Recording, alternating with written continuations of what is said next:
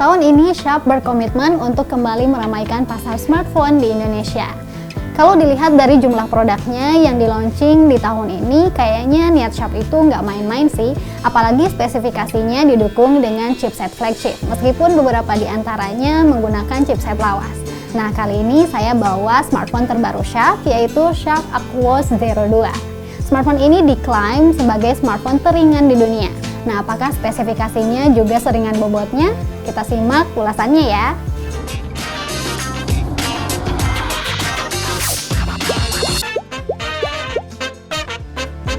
Kesan pertama saya menggenggam Sharp Aquos Zero 2 memang sesuai dengan klaim perusahaan. Ringan banget.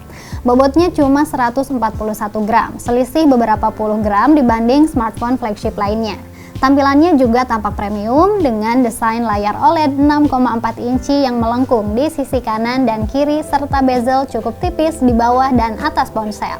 Antarmukanya sendiri menggunakan Android stock sehingga pengoperasian maupun tampilannya nggak begitu jauh beda dengan smartphone yang pakai UI yang sama. Sementara tampak belakang, smartphone ini terlihat biasa tanpa sentuhan yang istimewa. Ada dua kamera belakang yang diposisikan sejajar bersamaan lampu LED flash dan penamaan merek Aquos. Feel-nya sendiri nggak begitu licin di genggaman, hanya saja case-nya mudah menangkap bekas jari. Sebagai informasi, Sharp tidak menyediakan soft case pada paket pembelian. Satu hal yang diandalkan oleh Sharp untuk Aquos Zero 2 ini adalah refresh rate yang mencapai 240 Hz. Ini menjadikan smartphone ini sebagai smartphone pertama di dunia yang pakai refresh rate tersebut. Gak hanya itu, touch sampling rate-nya juga mencapai 240 Hz, sehingga pengoperasiannya diklaim lancar banget. Tetapi pengalaman saya menggunakan smartphone ini ada beberapa kendala yang saya rasakan, khususnya saat mengoperasikan layar. Di beberapa hari pertama, responsnya emang mantap, baik untuk memainkan game berat seperti PUBG atau mengoperasikan menu navigasi dan aplikasi lainnya. Namun setelahnya, saya mendapati kendala di mana layarnya itu nggak bisa merespons perintah yang diberikan, bahkan untuk perintah ringan seperti mengetik keyboard atau mengoperasikan menu navigasi. Kendala ini terjadi setelah saya menggunakan Sharp Aquos Zero 2 untuk bermain game PUBG selama sekitar 1 jam. Nah, masalah yang sama juga saya temukan saat memainkan game PUBG, di mana menu-menu yang ada di sekitar layar lengkungnya tidak bisa dioperasikan dengan optimal. Rupanya, smartphone ini memiliki pengaturan khusus untuk mengatasi itu, yaitu dengan menonaktifkan menu clip-on yang berfungsi untuk melakukan screenshot selain menggunakan dua tombol. Dengan kata lain, smartphone ini mengartikan sentuhan di pojok layar sebagai upaya untuk screenshot. Setelah menonaktifkan menu Clip Now, jajaran menu pada layar lengkungnya dapat dijalankan dengan baik meskipun saya rasa kurang responsif. Dapur pacu Sharp Aquos Zero 2 ditopang dengan chipset Snapdragon 855, RAM 8GB, dan penyimpanan 256GB. Saya untuk mengukur performanya menggunakan beberapa aplikasi benchmark seperti 3D Mark, Geekbench, dan PC Mark. Berikut ini hasilnya. Saya membandingkan performa Sharp Aquos Zero 2 dengan Asus Zenfone 6 yang sama-sama menggunakan chipset Snapdragon 855. Meski memiliki kapasitas RAM lebih rendah, Zenfone 6 mampu unggul di beberapa pengujian. Misalnya pada pengujian menggunakan Geekbench, di mana Sharp unggul di pengujian single core maupun multi core. Sekarang kita bahas lebih rinci bagaimana smartphone dengan Snapdragon 855 dan RAM 8GB ini ketika digunakan untuk bermain game PUBG. Pengaturan standar yang ditawarkan pada game PUBG Mobile adalah HD High. Grafis maksimalnya yang bisa dijalankan smartphone ini adalah HDR Extreme. Namun untuk pengalaman terbaik, grafisnya saya atur ke Balance Extreme. Awal memainkan game ini, saya tidak menemui kendala sama sekali. Bermain tanpa menggunakan earphone pun tidak menjadi masalah karena smartphone ini sudah mendukung dual channel audio. Sayangnya, volumenya terbilang kecil. Permainan bisa berjalan dengan lancar. Konten dalam game juga bisa ditampilkan dengan baik. Setelah bermain beberapa lama, saya mendapati adanya keanehan. Dalam beberapa kesempatan, game tampak mengalami penurunan frame rate. Hal ini bahkan terjadi beberapa kali, terutama ketika saya sedang bergerak cepat atau melewati banyak rumput dan pohon. Penyesuaian yang dilakukan juga tidak memberikan dampak berarti. Cara terakhir yang saya lakukan adalah dengan memilih opsi Prioritize Light Movement. Namun masalah yang sama masih saja terjadi.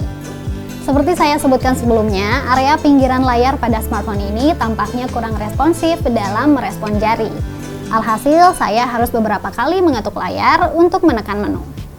Soal dukungan untuk refresh rate 240 Hz, saya tidak menemukan pengaturan untuk mengaktifkannya sebagaimana di smartphone lain.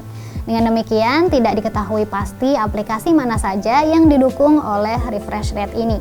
Saat memainkan game PUBG sendiri, refresh rate-nya tidak begitu terasa hingga 240 Hz. Hal ini juga dibuktikan dengan pengujian menggunakan tesufo.com yang menunjukkan smartphone ini hanya mendukung frame rate maksimal hingga 60 fps. Sementara aplikasi Screen Info menunjukkan Sharp Aquos Zero 2 mampu mendukung refresh rate hingga 120 Hz. Bermain PUBG Mobile selama 30 menit, kapasitas baterainya berkurang sebanyak 16%. Baterainya sendiri punya kapasitas 3130 mAh. Sayangnya, adaptor bawaan Sharp Aquos Zero 2 tidak didukung dengan fast charging meskipun sudah dilengkapi USB Type-C, sehingga pengisian ulang baterai membutuhkan waktu sekitar 2,5 jam. Terbilang cukup lama sih ya untuk smartphone dengan kapasitas baterai 3000-an.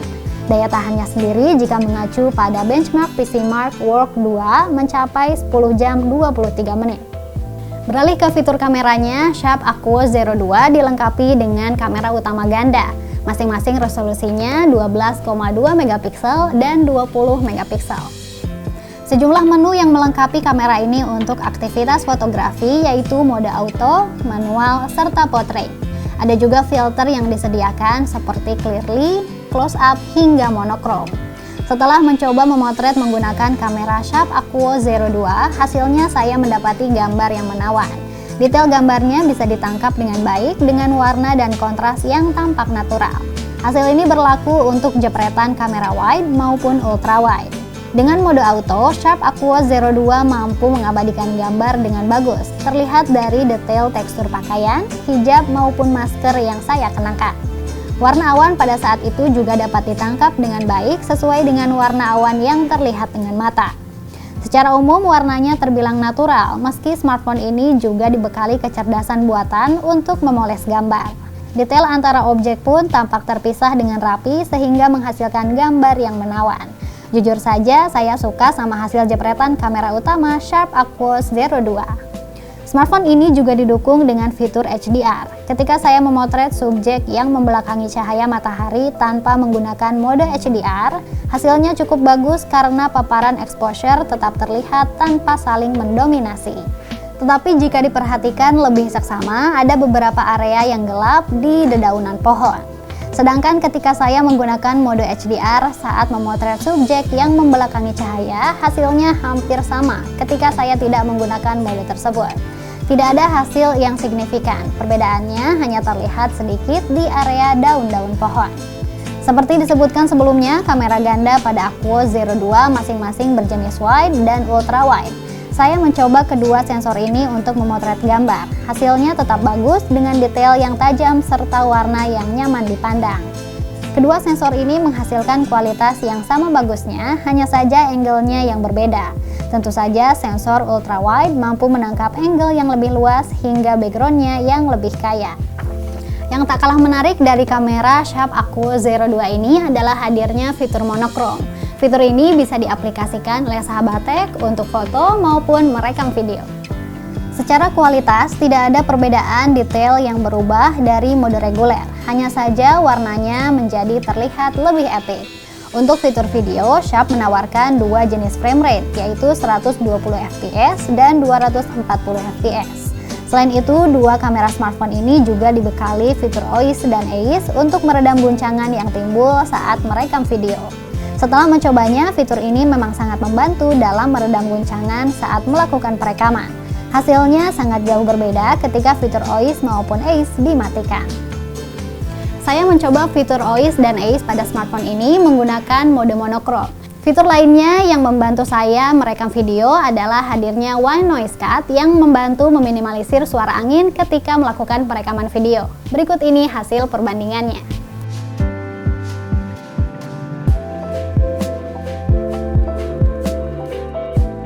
Tak Tak ketinggalan, Sharp juga menghadirkan fitur slow video yang dapat merekam video gerak lambat. Untuk fitur ini menurut saya perlu perbaikan karena saat menekan tombol rekam, perekaman video justru memiliki jeda sekitar 3 detik. Jadi untuk sahabat tech yang mau rekam slow video pakai Aquos Zero 2, baiknya melakukan perekaman 3 detik lebih awal agar dapat video dramatis sesuai harapan. Beralih ke kamera depannya, smartphone ini memiliki dukungan resolusi 8 megapiksel. Serupa dengan kamera belakangnya, kamera selfie Aquos Zero 2 juga menawarkan mode manual serta auto. Hasilnya, warna yang ditangkap cukup natural. Sayangnya, detail gambar justru berkurang tajam dan terkadang kurang fokus.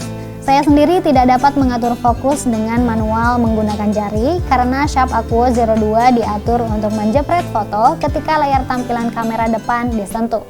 Selain mode manual dan auto, smartphone ini juga dilengkapi filter untuk mempercantik foto selfie.